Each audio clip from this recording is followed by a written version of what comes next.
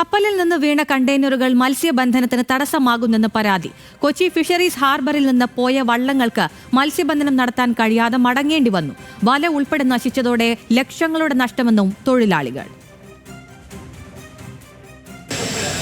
ഈ കപ്പലുമായി ബന്ധപ്പെട്ട് ശരിക്കും പറഞ്ഞാൽ കടൽ മത്സ്യം ലഭ്യതയില്ലെന്നുള്ളതാണ്.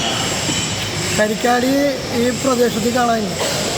കൊല്ലായാലും കായംകുളമായാലും കൊച്ചിയായാലും മുരിക്കുംപാടായാലും സിംഗിൾ അടിച്ചിട്ട് ബോട്ട് കളിക്കാൻ എന്തായാലും കിട്ടുന്ന ടൈമാണ്. ഒരു 70% ബോട്ട് രംഗത്തിറങ്ങിയിട്ടുള്ളൂ.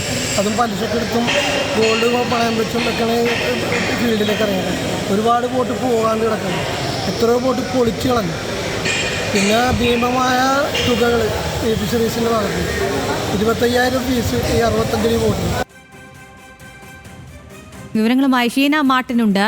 ഷീന, വലിയ പ്രതീക്ഷയോടെ ട്രോളിംഗ് നിരോധനത്തിന് ശേഷം കടലിലേക്ക് പോയതാണ് മത്സ്യത്തൊഴിലാളികൾ.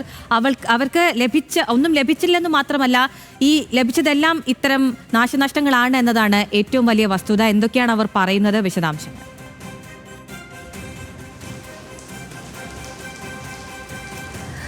ശരിയാണ്. വലിയ ട്രോളിംഗ് നിരോധനത്തെ തുടർന്ന് 1-ാം തീയതിയാണ് മത്സ്യത്തൊഴിലാളികളെല്ലാം കായലിലേക്ക് ബോട്ട് ഇറക്കി തുടങ്ങിയത്. അപ്പോഴാണ് ഇത്തരത്തിലൊരു പ്രശ്നമുണ്ടാകുന്നത്. ഇതിനു മുൻപ് തന്നെ ഇത്തരത്തിൽ ചെറുകിട വള്ളങ്ങളടക്കം ഇറക്കുമ്പോഴൊക്കെ തന്നെയും ഈ പ്രശ്നങ്ങൾ, അതായത് ബോട്ട് ഇത്തരത്തിൽ കണ്ടെയ്നറിനുള്ളിൽ കുടുങ്ങിയുണ്ടാകുന്ന പ്രശ്നങ്ങളെല്ലാം തന്നെ സംഭവിച്ചിരുന്നു. ജൂലൈ 3-ന് മുൻപ് കണ്ടെയ്നറുകൾ നീക്കം ചെയ്യണമെന്ന് ഷിപ്പിംഗ് മന്ത്രാലയം കർശനമായി നിർദ്ദേശിച്ചിരുന്നതാണ്. എന്നിട്ട് കൂടിയാണ് ഇന്ന് ഇത്തരത്തിലൊരു സംഭവം ഉള്ളതായി മത്സ്യത്തൊഴിലാളികൾ പറയുന്നത്. കൊച്ചി ഫിഷറീസ് ഹാർബറിൽ നിന്ന് 15 ബോട്ടുകളാണ് പോയത്.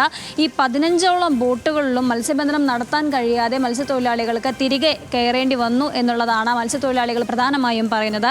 അവരുടെ ഉപകരണങ്ങളെല്ലാം നഷ്ടമായി എന്നും പറയുന്നു. മീൻ വലിക്കുന്ന സമയത്ത് മീൻ വലിക്കുമ്പോൾ കണ്ടെയ്നറിൽ കുടുങ്ങി നശിച്ചു പോകുന്ന ഒരവസ്ഥയുണ്ട്. വല പൊട്ടിപ്പോകുന്ന ഒരവസ്ഥയുണ്ട്. അങ്ങനെ വരുമ്പോൾ ലഭിക്കുന്ന മീനുകളെല്ലാം തിരിച്ച് ഈ പൊട്ടിയ വലയിലൂടെ തന്നെ പുറത്തേക്ക് പോകുന്നു എന്നുള്ളതാണ് പ്രധാനമായും മത്സ്യത്തൊഴിലാളികൾ പറയുന്നത്. അവരുടെ വലയും ബോർഡും കപ്പിറോപ്പും ഉൾപ്പെടെയുള്ള ഉപകരണങ്ങളെല്ലാം നശിക്കുന്നു. അതിനെ തുടർന്ന് ലക്ഷങ്ങളുടെ നാശനഷ്ടമാണ് തൊഴിലാളികൾക്കും അതേപോലെ തന്നെ ഉണ്ടാകുന്നത് എന്നുള്ളതാണ് ശ്രദ്ധേയമായ കാര്യം. ഇതിൽ തന്നെ ഉത്തരമാത, നിസ്നി എന്നീ ബോട്ടുകൾക്കാണ് ഇന്ന് കൊച്ചി ഫിഷറീസ് ഹാർബറിൽ വലിയ നാശനഷ്ടം ഉള്ളതായി പറയുന്നത്. ഷീന മാർട്ടിനാണ് വിവരങ്ങൾ നൽകിയത്.